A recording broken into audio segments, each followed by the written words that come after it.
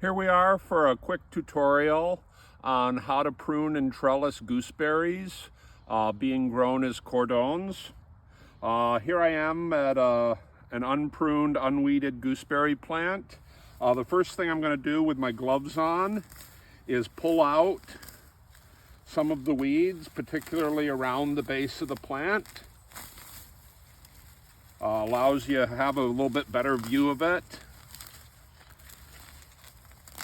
And as I can start to see, I want to select here which branches or shoots of this plant, this being a branch or shoot of the overall clump of plants that I'm going to keep. With these gooseberries, we're targeting keeping perhaps 3, as many as 4 of these shoots on the cane. That's not a single shoot, but both the gooseberries and the currants are susceptible to stem borers here. And when the stem gets bored out by a stem borer, usually the top of it doesn't keep growing anymore. So we want to have some backup canes, and we don't want to go down to 1 or 2 canes immediately.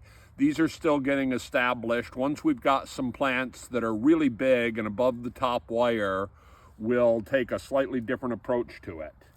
But looking at the clump that I have here in front of me, I see that there's 1, 2, 3, 4, 5 main plants that are a bunch of shoots. And then there are all these little bitty shoots, little things that don't even get up to the top of the irrigation wire.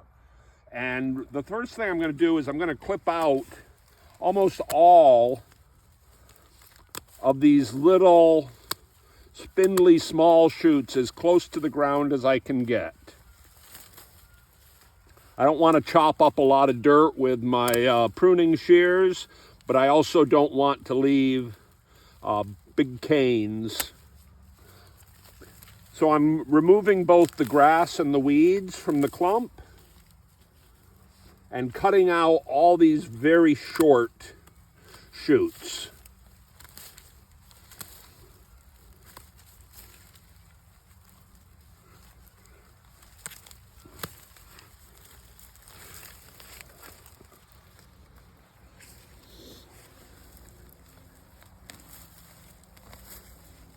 A little bit more weed removal.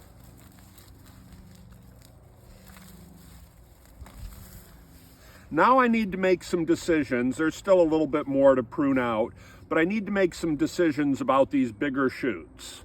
And the first thing I'm going to say is that the shoots or canes that are growing well out of the center of the row and out into the alleyway are already suspect and less desirable. We'd like to keep things in the center of the row underneath the trellis wire.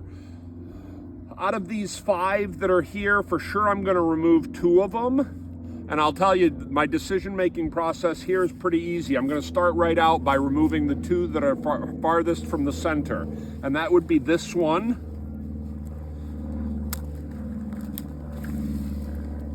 Completely removed at the ground. And there's one over here as well.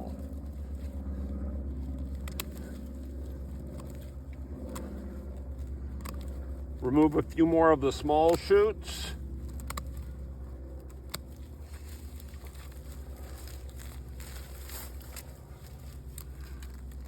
Get this nicely trimmed up.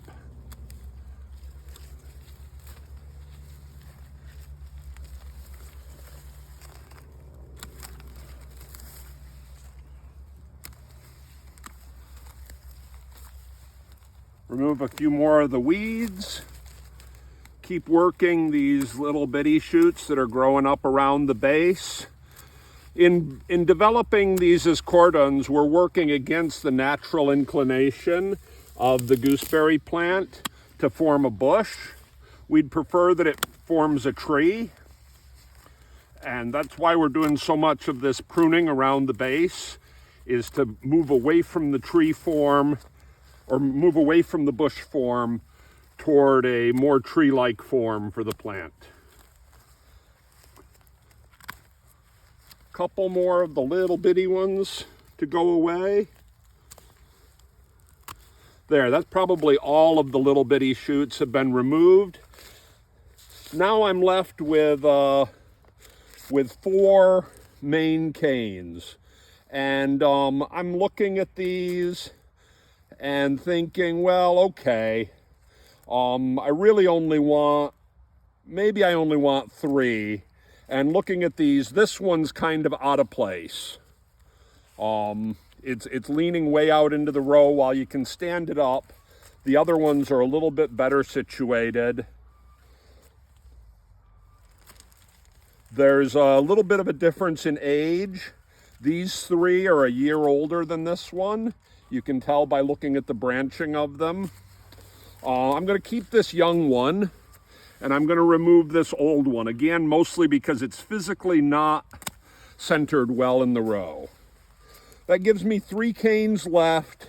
The next thing I'm going to do is cut off any side branches that are below the irrigation wire.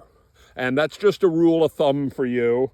I'm going to cut them off. I'm going to leave just a little bit, maybe an inch at the end of each one. Maybe if they're real small, I'm going to remove the whole thing. It's not super critical. But there it is. Chop, chop, chop.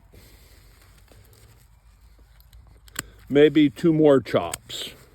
There we go. So now I've pruned them off so that they're more tree-like. The final thing that I'm going to do is take some of these clip-ons.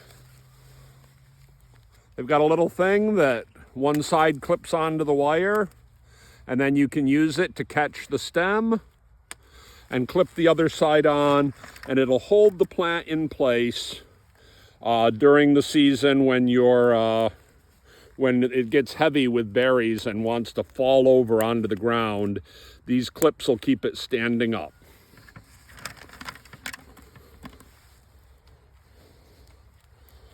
Maybe I wanted to take off one more branch off from this. When I moved it over there, I saw how low that branch was.